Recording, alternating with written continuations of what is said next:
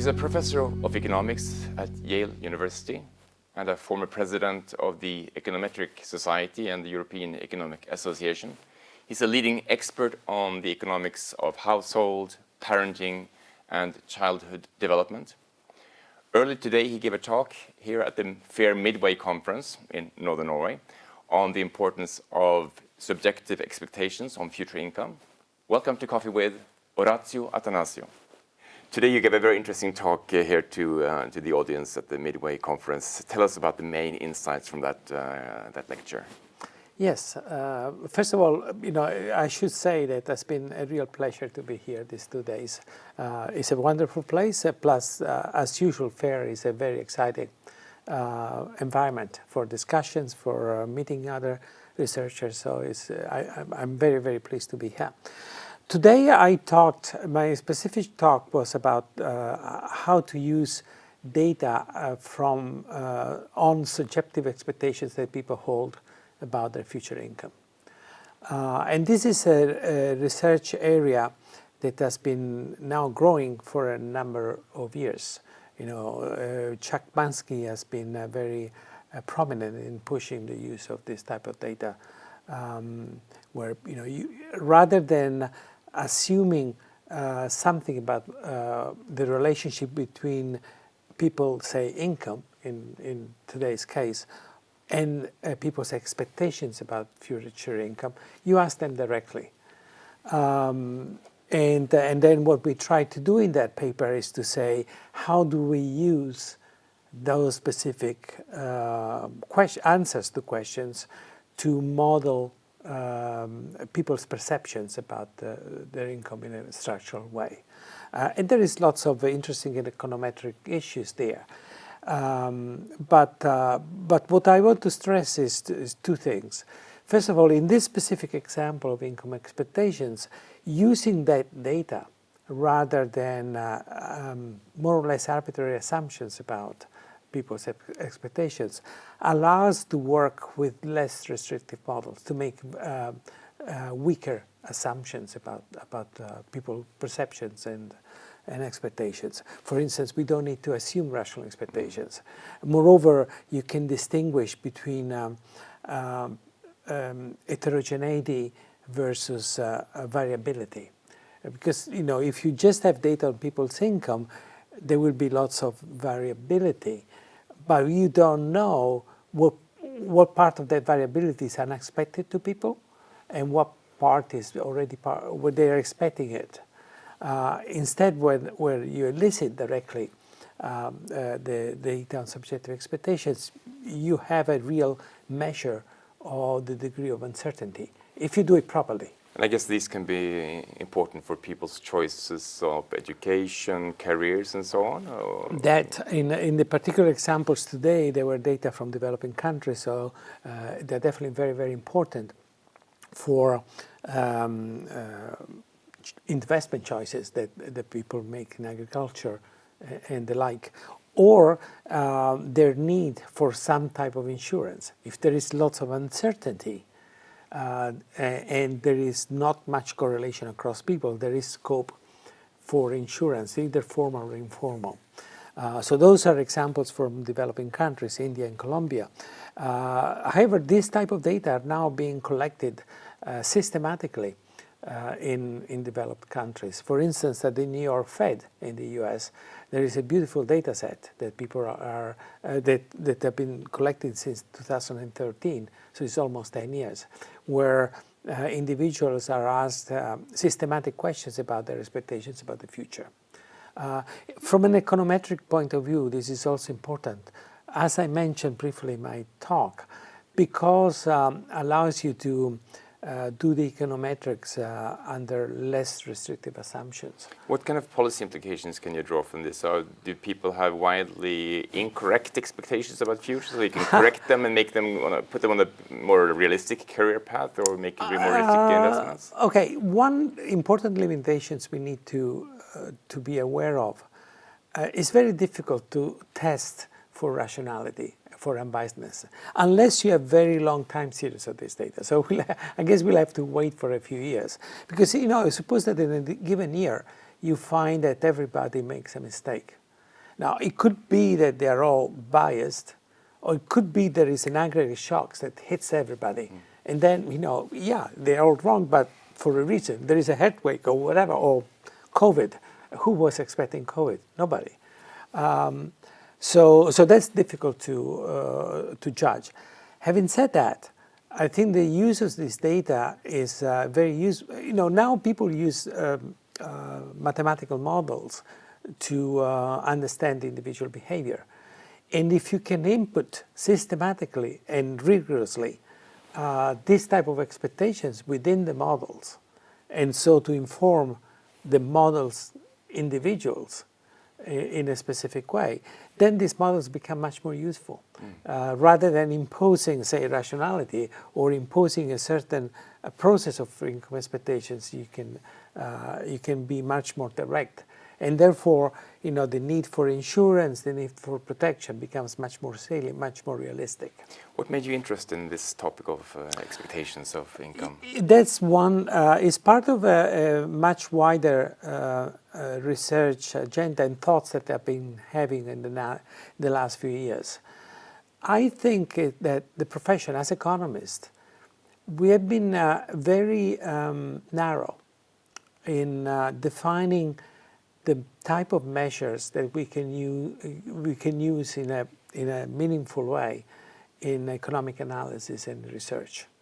What we call revealed preferences. You can measure what people do or what people earn and the prices they face, and maybe the markets they access, and that is fine. But for the longest time, economists, with a few exceptions, have been very skeptical about the use of people's beliefs, people's expectations, people's attitudes, people's intentions to do things. So how they would react in hypothetical situations. Because they're hard to measure? Because the proof is in the pudding, so to speak? Yeah, there are good reasons there were good reasons. These are debates that go back to the 50s, where, people like Jim Tobin and George Katona, who was a psychologist working with economics data. By the way, he was the inventor of, one of the founders of the survey of consumer sentiment that we still used, collected at the University of Michigan, and they still used. And they were debating whether data on intentions, say, do you intend to buy a car in the next 3 months?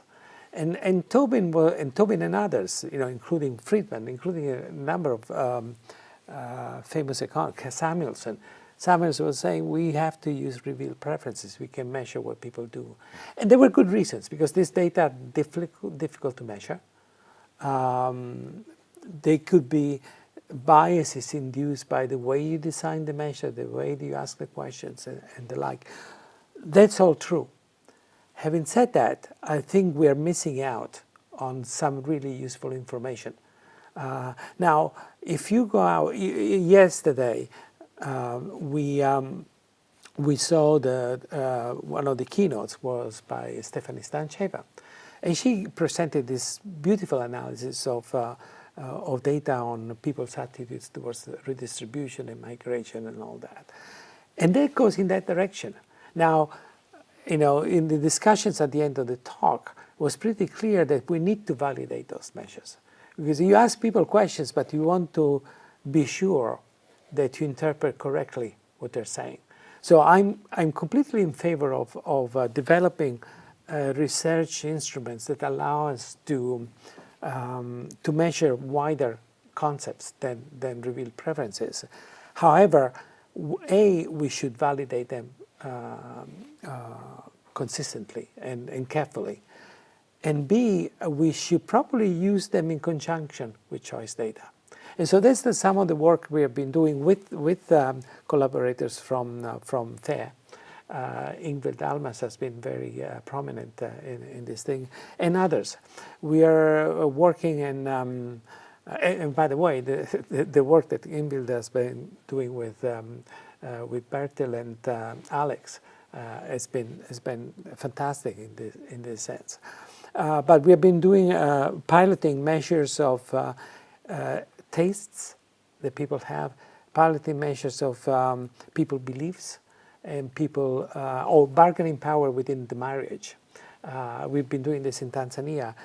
So this subjective expectation is just a part of what I think is becoming one of my little obsessions about what we should be doing. So we should enlarge and broaden the set of variables that we think are measurable. So you see this is a very promising avenue for future research in validating these survey kind of questions. Absolutely.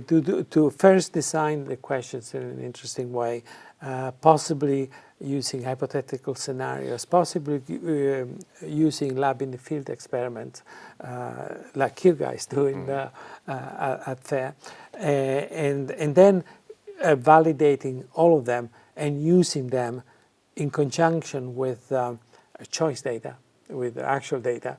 I shouldn't say actual data, and then using them. Action data, perhaps. Yeah, exactly. Choice data, yeah.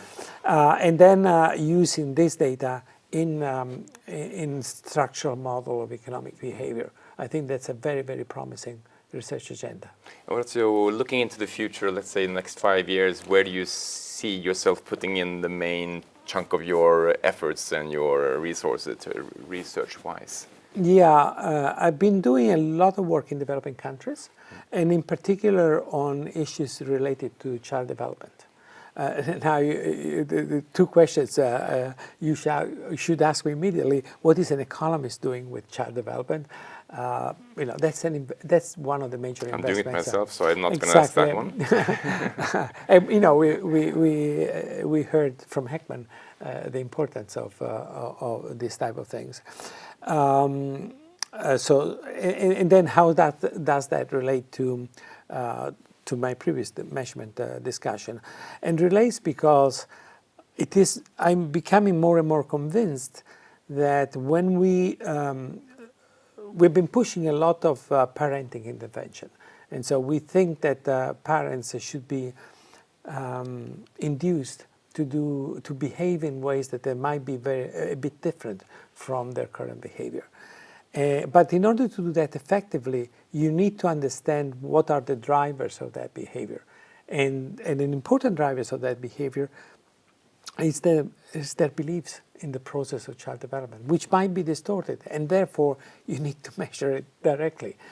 If you see a parent that does not invest much in their children, why do they do that? It could be that they don't love them. I think that's unlikely. It could be they don't have much resources. Again, that could be important, but there are a number of things that they can do even with limited amount of resources. It could be that they don't think it's particularly useful. And I think we need to understand that third channel. And that links to what we were talking about earlier on, measuring individual beliefs and attitudes. Super important. Thank you so much for taking your time to have this conversation. It's always a pleasure, Orazio. I look forward to your next visit at FAIR. I hope it's going to be soon. Un piacere. Take care.